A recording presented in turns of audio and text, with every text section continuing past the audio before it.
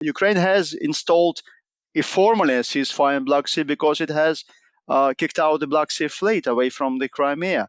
And now we know from what we see on the ground that there is a unofficial kind of a deal between the Russians and Ukrainians that Russians do not hit Ukrainian civilian ship going to Odessa, and Ukrainians do not hit Russian civilian oil tankers going to the Mediterranean. So there is an unofficial deal there. That's already kind of an official ceasefire that's been enforced by Ukrainian drone, the naval drone attacks on Russian ships. So actually, both of those substantial deals or substantial mini deals that President Trump and President Putin agreed yesterday are not that great. Hello and welcome to Frontline, Times Radio's interview series about the war in Ukraine and global security. I'm James Hansen and my guest today is Vlad Mykhnenko, a professor of geography and political economy at the University of Oxford. Vlad is originally from Ukraine and we always appreciate your time. Welcome back. Thanks, James. Happy to be here. First of all, I wanted to start by getting your reaction to the phone call yesterday between Donald Trump and Vladimir Putin, in which Putin refused to sign up to the proposal for a 30-day ceasefire. But he did agree to pause attacks on Ukrainian energy infrastructure. That said, overnight, already Russia has launched 145 drones and 6 long-range missiles into Ukraine, including reportedly attacking Ukraine's energy grid. I suppose my first question to you, Vlad, is has Vladimir Putin played Donald Trump here? I think so, because there was a lot of expectations for yesterday's call between Trump and Putin. And a lot of those expectations were actually built up by the American side, not by the Russian side. Remember that over the weekend, there was a lot of gossip about the 17th of March. It's going to be a big day. Then later on, it transformed that the call will be on the Tuesday, the 18th of March. So 18th of March became the massive day for the humankind. So the expectations were very high, and the outcomes of the call did not live up to those expectations at all. So the question is, of course, what happened there? We don't know. But some facts are kind of been revealed over the last 24 hours. So there is a little bit of meat to discuss and ponder over. And I suppose you can see the seriousness, or maybe the lack of seriousness, with which Putin approached the call by the fact that, by all accounts, he was late for it. We were briefed that it would happen between 9 a.m. and 11 a.m. Eastern time in America, and yet at almost 10 a.m. he was still addressing business leaders at a conference in Moscow, and Garry Kasparov, the noted Putin critic, said, well, the boss can be late, the employee cannot. This is an incredible snub. And remember that one of the people that President Trump hates most, one of his predecessors, President Obama, once said that Putin has never been late to his call.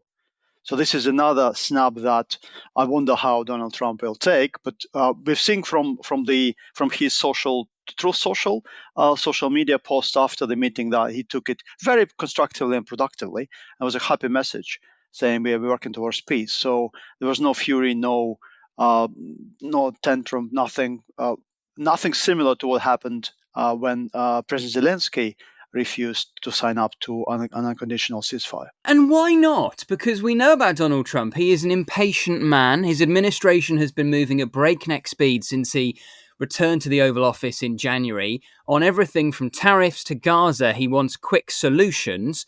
And yet, for some reason, he's prepared to be patient with Vladimir Putin. Why? There are different speculations on this front. But the facts of the matter, I think still that what Zelensky once said, that President Trump lives in the Russian disinformation sphere, I think this is probably closest to the truth, or at least the one that is factually correct. Because as he surrounded himself with these lunatic conspiracy theorists, running FBI, National Intelligence Directorate, head of health service, I think he does operate, and also his oldest son, his favorite billionaire, and all the rest of these people that tweet furiously on X social media, they peddle all the myths and crazy stuff about the war itself. And so we hear from actually read out of the U.S. administration that President Trump thanked President Putin for saving lives of Ukrainian servicemen that were horribly surrounded in Kursk region, which is a lie, and has been. All independent military experts agree that there is no surrender and there is no one is surrounded in Kursk region. There was a fairly robust withdrawal of Ukrainian troops from some positions. So he's effectively buying all the lies from the Kremlin and playing to that to Putin's flute. So dancing to Putin's flute, sorry. So why does happen? I'm not entirely sure, but there is a sort of a mental cognitive incongruence between the facts and actual actions. Yeah, Alexander Dugin, the ultra-nationalist pro-Putin Russian writer, said, and I quote, "Putin does many things well, but he is best at negotiating with Donald Trump." And I wonder in a way, Vlad, whether that is because Putin understands how superficial Trump is in many respects. And so we saw, in the same way that Keir Starmer went to the White House and made a great play of offering Trump what he called an unprecedented second state visit to the UK and offered him a letter from King Charles. What we saw from Putin was saying, well, let's have ice hockey games between the US and Russia. And for someone who is as superficial as Trump, who loves the symbolism, that probably appeals to him without realizing that what that really means is a step towards normalizing relations once again between Russia and the US. I agree with that. And also, it looks like in Trump's own mind, he thinks that other people like him. So if you flatter people until they are great, they will love him and give him some deals. So he's been praising Putin for forever, right? And also even now giving him all these extra inducements to a deal. No NATO for Ukraine. Crimea is controversial. President Zelensky is a dictator, but Putin is a great master strategist. So he's been flattering and giving all that, shoveling all the praise on the Kremlin, as if he thinks that the Kremlin also works the same way as he does. But sadly, it is not the case. Just on the substance of what was the limited agreement that came out of the call yesterday, which is this pause on strikes on energy infrastructure. Now, as I said, overnight, there were drone strikes on the Ukrainian energy grid. So we have to be cautious. But assuming that does come into effect, is it even in Ukraine's interest? Because, of course, Ukraine has been having some success striking Russian energy infrastructure for many years now with drone strikes. So is that even in Kyiv's interest? I don't think it is in Kyiv's interest because just a few days ago, Ukraine has used its new magnificent long-range cruise missile called unofficially Long Neptune that can fly, according to the Ukrainian officials, 1,000 kilometers and has a massive warhead. It hit Tuapse oil depot with a massive bang that was heard for across the region. So it is quite a powerful weapon that potentially, given that if it is 1,000 kilometer range, it can hit Moscow as well. So Ukraine has now developing its own medium range capability of hitting Russian targets. And this is exactly the moment when Russia wants for that to stop. At the same time, as we know, 70 to 80% of Ukrainian energy infrastructure has been destroyed in the previous attacks. So there is not much things to destroy for the Russians, even if they try. And the rest 20% are well protected by air defense and anti-missiles equipment. So actually, it's not a massive, it's a massive giveaway from Putin. But it is in his favor because his oil depots are within the range of Ukrainian attacks. That's number one. And the number two, of course, is the Black Sea ceasefire. Ukraine has installed formally a ceasefire in Black Sea because it has kicked out the Black Sea fleet away from the Crimea.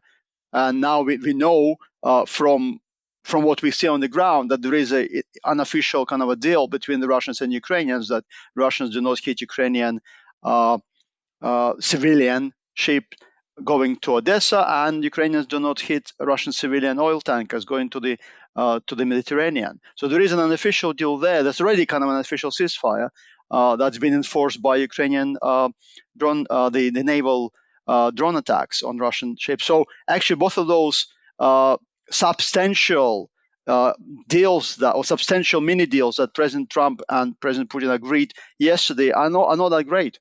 Do you think, however, if you are Volodymyr Zelensky, you will probably go along with this halt on strikes on energy infrastructure because you're keen still to appear like the more willing to talk? That, his calculation currently is that he wants to present Ukraine as the more helpful partner in any negotiations. Yes, I presume Ukrainians will try to get something out of this. We see that in the very long readout of the telephone conversation with US President Donald Trump that appeared on the Kremlin.ru website, of 500 words long, very detailed, they mentioned all their demands: the capitulation, no military help for Ukraine, stop of mobilization, and in fact dismantlement of the Ukrainian state as their kind of negotiation goals, and hence Ukraine would need probably to, if it is to agree to this temporary 30-day ceasefire on heating energy infrastructure, that it would continue not just to receive the remnants of the aid that Joe Biden's administration had provided, but perhaps try to start pushing Trump on making a new Ukrainian supplemental, because obviously those money will run out soon. Or at least to continue the rest of the $60 billion that are currently in the US military machine producing weapons for the future. So at least to make sure that those weapons that haven't been delivered or are still in production, that they will be eventually delivered in 10 years' time. Putin has reportedly said that a ceasefire will only be possible if Ukraine is banned from mobilizing troops and receiving Western military aid during that truce period. Doesn't that just underline the fact that Putin is only fundamentally interested in a ceasefire if it serves Russia's interest? This idea that a ceasefire is some kind of neutral thing that allows the killing to stop for a period and then serious peace talks to begin is pie in the sky, because Putin will only agree to it if he thinks it's in Russia's benefit. Putin was late for the call with Trump because he was addressing the Russian billionaires club called the Russian Alliance of Industrialists and Entrepreneurs, the biggest gathering of oligarchs and all business people, a bit like CBI, but with a different flavor. And in that quite fairly long address to the Russian business people, he said that they should prepare for a long haul of very difficult life. He said that and he named the number of sanctions that Russia are under, 20, 30,000, something like that. And he said that those sanctions will continue. Do not expect them to be rolled back. Do you expect that the economy will be in turmoil? Do you expect that the Russian economy is going to be cooled down? And then he used the phrase, not like a cryo chamber cool down, but effectually he said there will be a recession, guys. So you have to cut costs, and I'm cutting costs as well.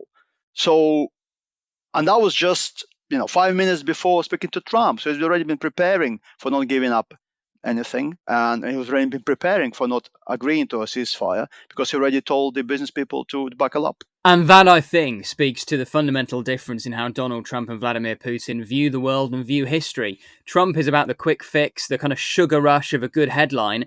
Vladimir Putin is thinking in centuries almost. Correct. And also, ultimately, some leaders are in there for power and some of them are for money, right? And if money is your goal, then you try to negotiate with people with using money as your main leverage. And hence we've heard over the last week all these controversial rumors about Russia negotiating gas supplies from Russia to Europe. We're using still the one remaining Nord Stream 2 pipeline. We heard also rumors from German press that the Russians are trying to buy up Gazprom and Rosneft oil refineries in Germany to use Russian oil, but under American industrial control. So it's kind of slightly bizarre deals going on, but they're essentially commercial deals.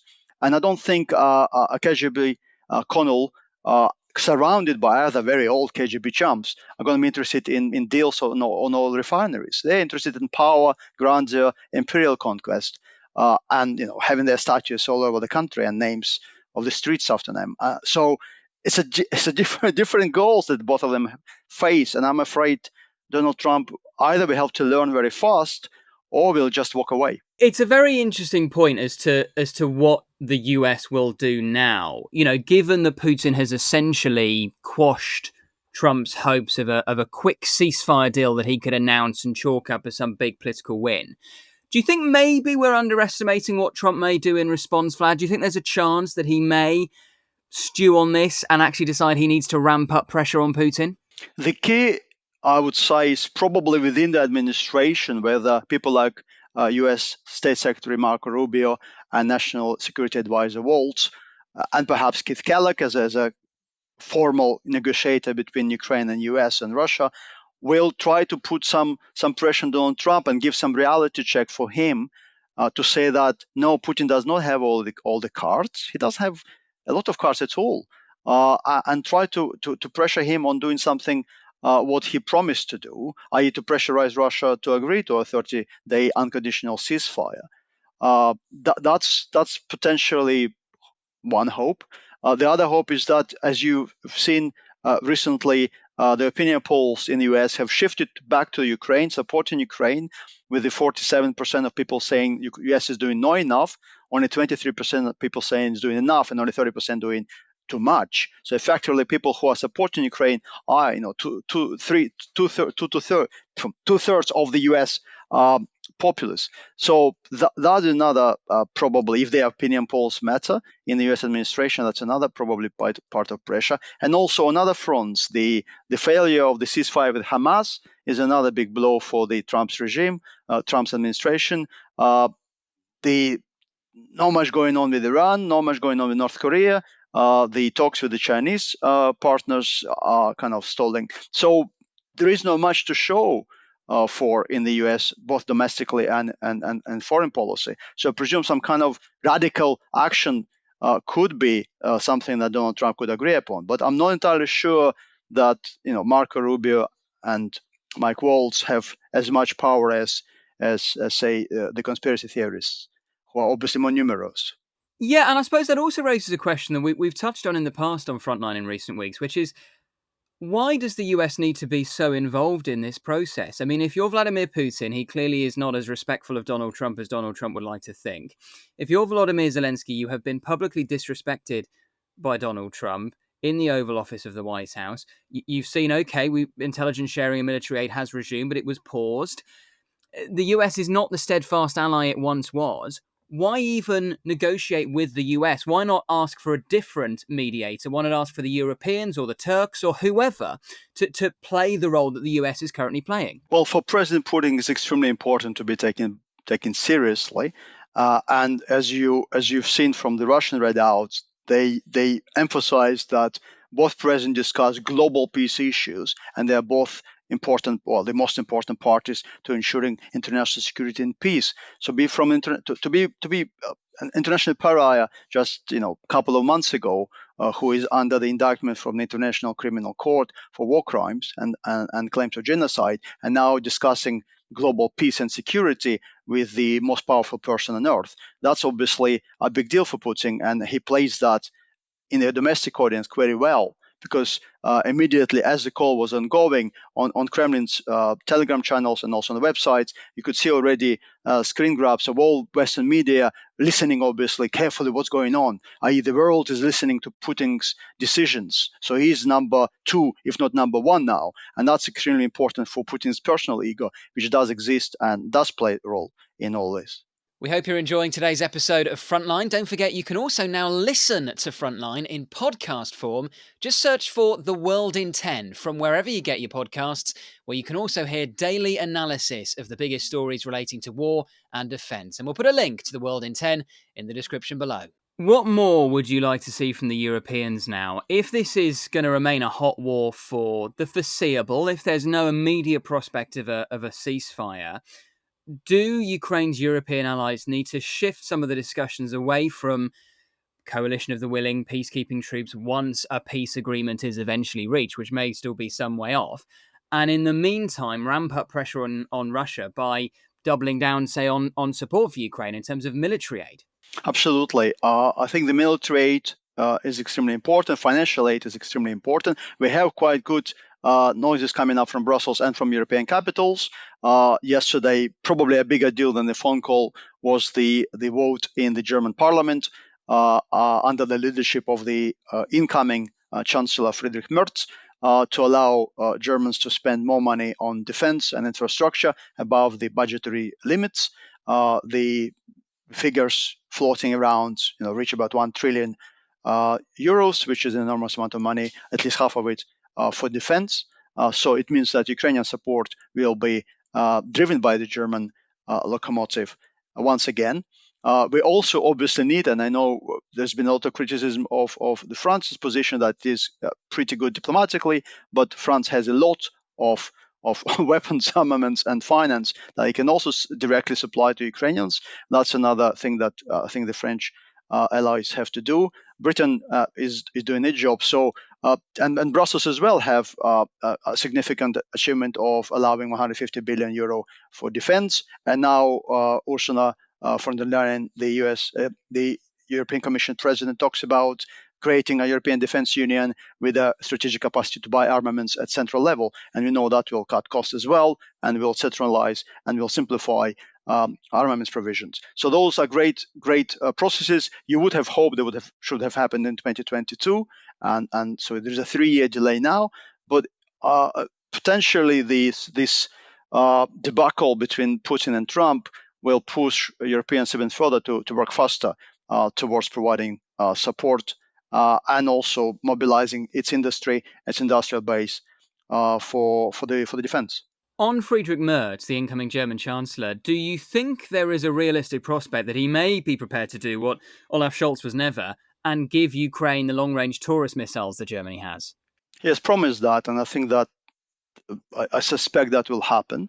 We now learn that the ATACMS long-range missiles that we discussed for years, for 3 years almost, that Joe Biden eventually gave in the last dying days of his presidency, arrived in the quantity of 40.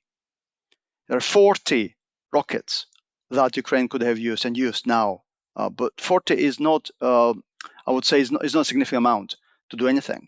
So it's a symbolic gesture, and hence Ukraine is ramping up its own defense production for longer range missiles and rockets.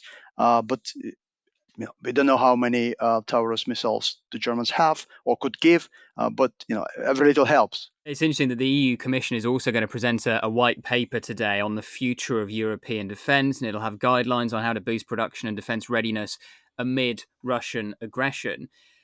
Do you think Europe needs to be more independent when it comes to its own military industrial base? Because, for example, with things like the Storm Shadows, we had this back and forth in the autumn about, well, okay, they're French scalp, British Storm Shadow missiles, but they have American components in them, so we're dependent on the US's approval. Do you think long-term Europe needs to be far more independent when it comes to its military supply chains? The uncertainty involved with American support for Europe generally, I think now it's spilling over into uncertainty about American supplies and weapons systems themselves. So you hear now noise about people discovering or thinking whether F-16 or F-35 fighter jets can have an American kill switch that will not allow them to be used without American approval. That will create a lot of anxiety and uncertainty across Europe, and it's already created a lot of rumors going around. So I presume the matter of the fact that the European and Ukrainian defense industry will have to start integrating much faster, and the fragmentation of the supply chains in Europe and the differences and the little tiny stupid differences in calibers and systems will have to go away, because eventually European Defense Union will have to be created, and to have to be using as little range of things, but as much quantity as is possible to be produced. Just finally, Vlad, there is obviously so much talk at the moment about these negotiations between Putin and Trump and Zelensky, etc. But, we can't avoid the fact this is still very much a hot war and the fighting is still continuing on the ground and in the skies. Give me your sense of what the reality is on the front line at the moment. I mean, we've seen Russia make gains in Kursk, for instance, but equally we have seen some limited Ukrainian advances elsewhere along the front line. What's your reading of the situation currently? Well, it looks like the soldiers themselves are not complaining about shortage or at least not complaining as much about shortage of weapons or various systems as they could have. It looks like Ukrainian soldiers that we can hear from do not believe there will be a ceasefire. So there is no emotional roller coaster of waiting for the peace and now being depressed. It didn't happen. So they didn't believe that will happen anyway. So in terms of morale, I think it hasn't changed, or it hasn't been dented by this difficulties in truce negotiations. So that's a plus. And generally, I think the Ukrainians are probably confident of having enough strength to fight another 12 months, which probably is good, as good as could happen. So you think this could still very much be a hot war this time next year? Well, it doesn't look like Vladimir Putin is coming back with agreeing to a ceasefire. And if Donald Trump is not willing to ramp up the pressure, and I'm not entirely sure what kind of pressure he's got, for the reasons that they don't understand the strengths of the Russian independence in terms of it's been already, cut out of the Western economy generally, of the global economy, as much as possible. So Steve Bessent, the U.S. Treasury Secretary, said that they could ramp up Biden's sanctions from 3 to 9 on a 10 scale, 1 to 10 scale. But I don't think that's possible. Biden's sanctions are already probably 6 out of 10. And if 10 is a total naval blockade of Russia, which will not happen, there is not much room on that, not much room for maneuver for the Americans to on the sanctions front. So the only pressure they can have is non-economic pressure, including increasing military supplies to Ukraine, which Trump is obviously unwilling to do. So if the fighting is still happening in 12 months' time, the man who boasted he could end this war within one day won't even have ended it within 1 year. Yeah, he'll have a massive egg on his face. Vlad, we always appreciate your time. Thank you so much for joining us again on Frontline. Thanks, James. Thank you for watching today's episode of Frontline. For early access to our videos, member-only Q&As and live streams, then sign up for a membership via the link in the description. And for the latest news and breaking stories, listen to Times Radio and follow us at thetimes.com.